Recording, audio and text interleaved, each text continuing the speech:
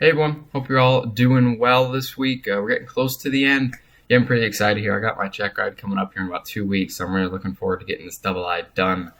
Starting to teach instrument students. So let's talk about non-precision instrument approaches today. We're going to jump right into it. We got quite a bit of material that we can cover. Obviously, we're not going to be able to cover everything.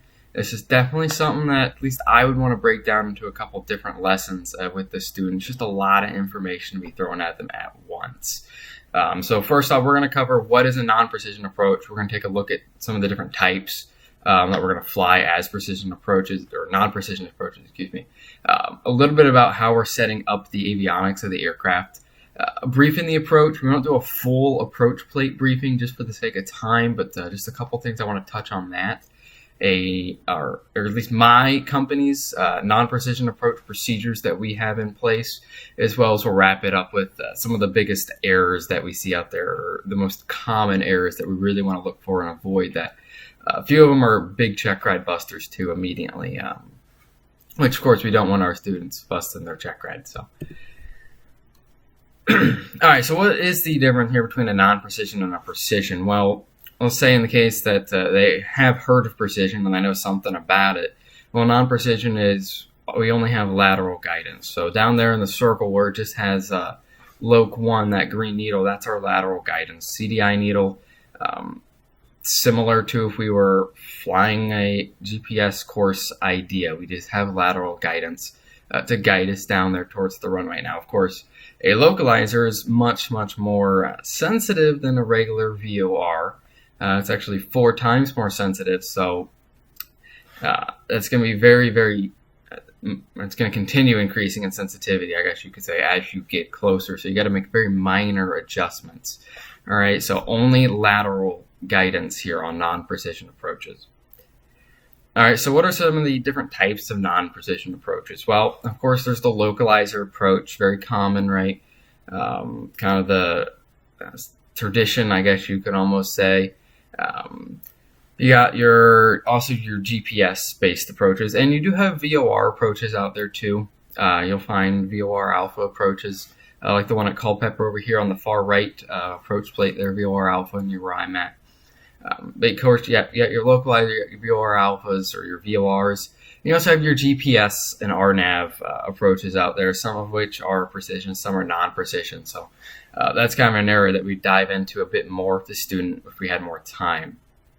And of course, circling approaches, as I pointed out over there, is another one. All right, so back to the sensitivity thing I was talking about here on the approach. This is something that's good to get in the mind of the student so they understand what is happening with that CDI needle. So in the case of the VOR or localizer, it's an actual signal being sent out here as an example on the top right here, where it's got these two fields here of the signal it's sending out. One is obviously stronger than the other in terms of hertz there, and they overlap in the middle a little bit. Now, when it overlaps in the middle, that is where the CDI needle is going to center. And if you drift left to right, the signal becomes stronger accordingly, and thus the CDI needle moves and shows that you need to correct. But as you get closer, you can see that that cone, so to speak, starts to narrow down, and that's why it's getting more and more sensitive. So if we've ever flown a non-precision approach on, say, a localizer, 10 miles out, you can make reasonably large corrections without a massive change in your CDI needle moving. But as you get closer than a couple miles, it gets really, really sensitive. So just a couple degrees of adjustments. All right. Now, in the case of GPS-based or magenta needles, so to speak, GPS RNAV approaches, just taking a look down there, just all the blue, it doesn't change in terms of sensitivity. It's going to be the same for the entire approach, which is handy in a way. But it's also something to be aware of. All right, so just a quick example. Make sure students understand which needles they should be flying on, so to speak. So whether it should be on the pink magenta needles or on the green ones. So if it's a GPS-based approach, we're going to fly on the magenta needles, right? And if it's a VOR or localizer approach, we're going to make sure we're on the green needles. All right, so briefing the approach, again, just a couple things I wanted to touch here. We won't go through a full approach briefing for the sake of time, but air briefing versus ground briefing. This is something that was stressed to me by my instructor here. So On the ground, it's great. We can go through every single item on that chart, make sure we understand it. We can go through the NOTAMs, we can go through the notes, we can go look at all the lighting systems and everything like that. That is fantastic, so we know everything about that approach plate, and that's what we want to do. But in the case of actually flying the approach in the air when we're on descent, we don't have the time necessarily to look at every single item. And it shouldn't necessarily be the first time we're seeing the approach chart either. So that's why it's good to do a thorough ground briefing of all the approaches. So at least, at minimum, it's not the first time you're seeing that approach plate. And especially to get the NOTAMs and notes reviewed, because that can eat up a lot of time, especially if there's a lot of NOTAMs. It's just something I've noticed around me lately. Alright, so another big area is establishing or knowing what is your minimums, or where is your missed approach point. Is it a decision altitude, or is it a MDA, or minimum descent altitude, in terms of a non-precision approach, which is what we're dealing with today. So just for an example, on this localizer 4 down here, underlined in red, that's for the straight-in 4 is 700 feet and 1 statute mile visibility. Make sure you include the 1 statute mile visibility. It's still important. You don't want to forget about it. So 701. All right, and then what's your missed approach point? Well, our missed approach point can be found really 2 ways here. 1 by DME and 2 by timing. So down there at the bottom of the airport diagram, there's timing that we can use. But also right above that, it says FAF to MAP, final approach fixed, the missed approach point 4.4 nautical miles. So we can also judge it off that. And of course, with our fancy avionics in today's world, it may also give you a pretend waypoint, so to speak, on that flight plan layout there for your missed approach point. All right, and this is what we just talked about, right?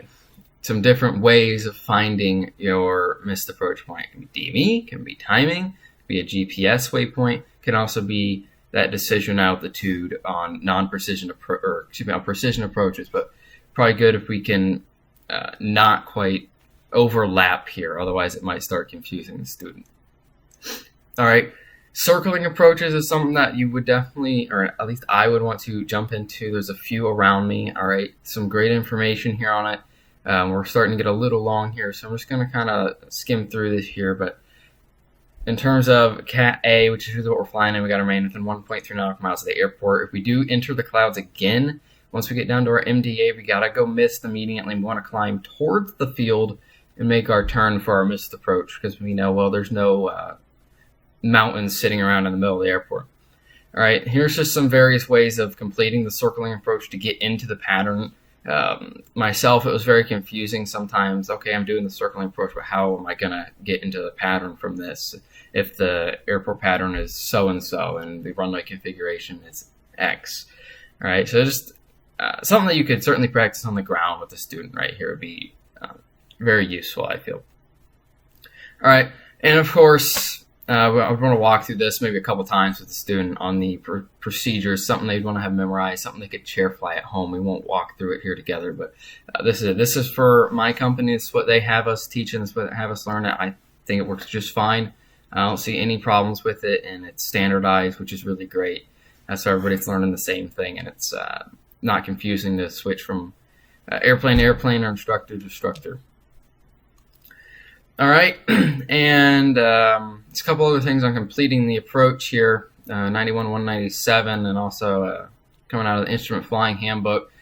What do you got to have to complete the approach? Well, you got to have 3 things, essentially: the runway environment, required visibility, and in a position to land using normal maneuvers and a stabilized approach. There's many more items under the runway environment that qualify. I didn't list them all, of course. I think there's like 13 of them. But you can go find them in 91-197 if you're interested in looking those up again. But make sure we got those 3 items ticked off so we can descend past that DA or MDA, whichever it may be. All right, and missed, power pitch. Make sure you set your navigation source. A lot of people forget it. Even I have forgotten to take it out of suspend mode, especially if it's in a GPS non-precision approach. And also make sure you call up and declare your missed approach as well. All right, so real quick, common errors. A big one is starting the timer when you're crossing the final approach fix. It's something we do on all approaches for my flight school, just to keep in the habit of it for when it comes to doing a timing approach for your missed approach point. Or your altitude callouts when you're coming down, a minimum's 1,000, above 500, 400, so on and so on. But third there is going below a step down, not catching it, or going below your MDA. It's an immediate check ride bust, something that we really want to show the students aware of, and they're not doing. Make sure they're very aware of what they're descending down to, and make sure they level off prior accordingly. About 100 feet is what we use.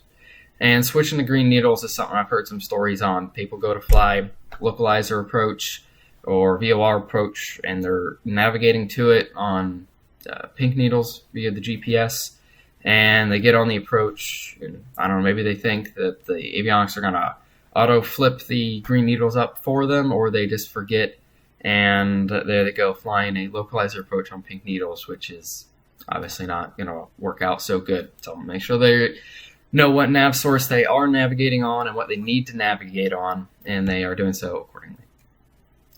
All right, just want to leave you all with a quick verse here for the week. This is my command: be strong and courageous, not be afraid, for the Lord your God is with you wherever you go. So it's been one of my dad's favorites, probably one of my favorites too. Just reminds you that God's always with you. Doesn't matter where you are, what you're doing, hard times, good times, but He's always there with you. Keep going strong, and He will never leave you.